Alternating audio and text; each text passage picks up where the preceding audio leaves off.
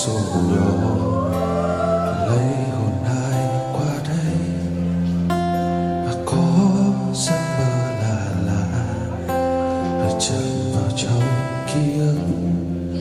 Dường như mây đang khóc, mưa đang hát bài hát mùa yêu.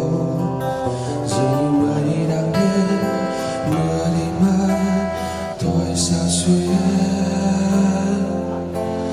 em lưu luyến.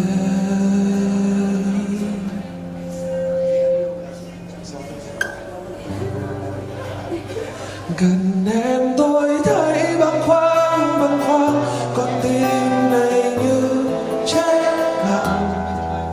Ông dáng cười như cơn gió mang em về gần lại bên tôi.